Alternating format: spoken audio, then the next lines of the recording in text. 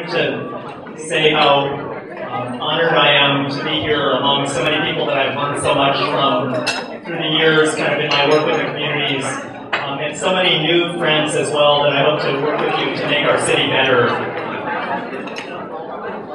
If I could just say that there are many children that are here and elders as well, so I'm going to do my best to keep this as short as I can, but also to thank you from the bottom of my heart for all your support.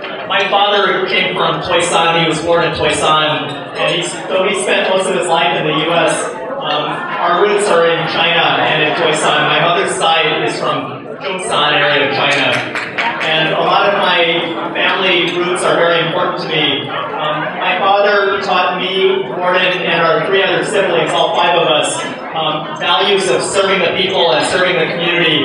That's the utmost kind of importance of what we do in our lives, but especially the most vulnerable people in our communities, and to always try to be fair, to be honorable in how we approach people, and to be humble in what we do as servants to the community. My father also taught me another important point from his experiences.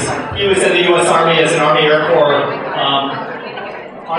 person, but he taught me that we have to fight like hell for what we believe is right and just, and whether it's a Chinatown Community College campus issue or respect for immigrant students in the school district, but we have to fight for justice. And that's one of the reasons why my daughter Jade, who couldn't be with us tonight, I gave her the middle name Justicia, it's justice, so that she knows the strong values that our family stands upon. Many of you I've worked with over the years for 28 years in the community, from 1984 when I first started working with groups like CYC, and it's great to see many of them here. Also ran Richmond Area Multi-Services, where I was a receptionist for years in '84 in the Richmond District, and also many other community-based groups like CPA as well. But I think throughout those years, I've also been proud to be the leader of the Immigrant Rights Coalition in the city, but also to teach with my colleagues Marlon and Lorraine in Asian American Studies for 16 years at San Francisco State. I learned so much from so many of you over the years. But I think part of the key lesson was that we serve the people, and that's what we do, kind of whether we're teaching or working in the community nonprofits that many of you are from, or for a city hall like I am. My family traditions run strong, and I'm so glad that I always have my brother Gordon, but also Jade and other family members, whether they're here or in Sacramento or beyond. Many of my family members are always with me. I thank the Mar family and our cousins, the Yi Family Association, and many others that are here as well. I'm going to keep it really short by just saying that this race in District 1 is not your ordinary race.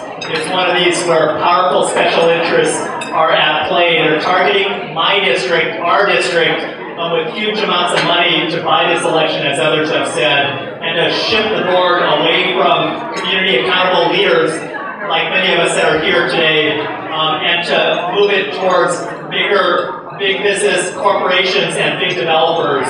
So I'm here to say that they've already poured a huge amount of money into my district, up to $380,000 already, and we haven't even seen anything yet. They're going to pour so much more. That's why it's so important that you're here supporting me tonight.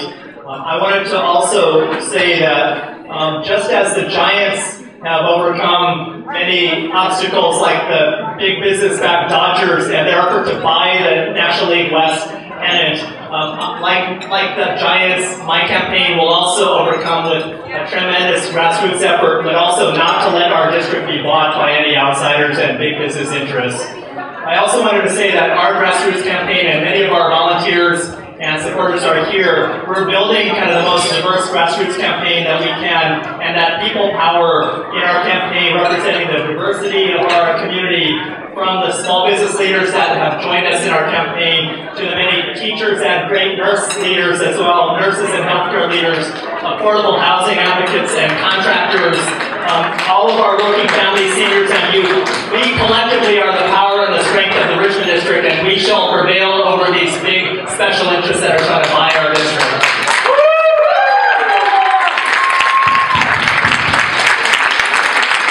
I also wanted to say that others have brought this up, from Ling Chi to others, that as we've learned from the 30-year struggle or 10-year struggle for the Chinatown campus, community college campus. It's our unity and people power that will always prevail over the outside special interests that are trying to harm and control our communities. I'm very proud of the Richmond, as others have talked as well.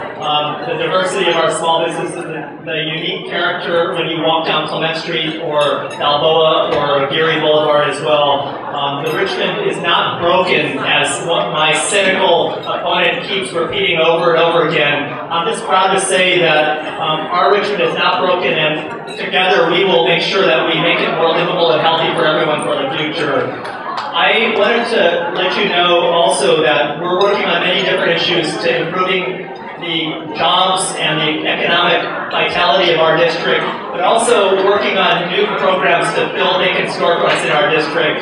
In Washington High School in my district, and many of the best schools, I'll have to say, are in the Richmond district. But in Washington High School, we're building a new program that will create a pathway to good jobs for many of our high school youth. We're calling it SF Made and Youth Made, but it's a way of getting 20 paid internships for many of our young people at Washington High School as well. I wanted to also say that others have talked about our new legislation called Good Jobs, Healthy Communities to really give support to our mom and pop corner stores as they try to transition to healthier food options, but also to replace some of the unhealthy cigarettes, alcohol, and junk food with healthier options like fresh produce.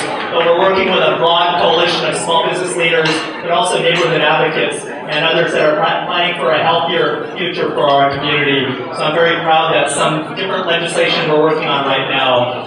I wanted to just say that in the schools, I've been very proud to work with many of you from our marches on Sacramento for education in '87, all the way up to fighting for bilingual education over the years. And I'm very proud of our Chinese immersion programs within the school district, which I know Sandy and Norman have both championed.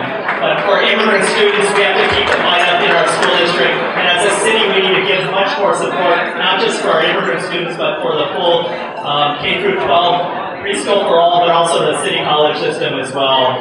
My concluding kind of statement is going to be very brief, everyone. My 12-year-old daughter, Jade, and I, we love the Richmond as well as many others in the room. I moved to Clement Street and 2nd Avenue in 1984. It was because of the incredible Chinese community that was there, the new Chinatown, but it's also the diversity of the Richmond as a gateway for many of our communities, wherever we came from, whether it's Russia or even Ukraine, the Middle East, or Latin America, but it was always the gateway for immigrants that we cover to have a better life. I want to make sure that we have local hiring to put people to work so that we have a better life for our small businesses and our community. It's that unique neighborhood character that brought me to the Richmond District in '84, and 28 years later, I am so proud of our Richmond District, and we will make sure that we're building it even better for the future generations like my daughter Jade and many others of us that are in the room tonight. I talked about my father's values. It's humbly serving the community. It's speaking out for the most vulnerable in our neighborhoods, and it's also about fighting for what is right and just. I refuse to let my opponent and the big business special interests buy our district. And I, with you, will make sure that we're building this coalition not just to win on November 6th, but to fight for a better future for the Richmond District, everyone. Thank you for joining us tonight, and I really appreciate it.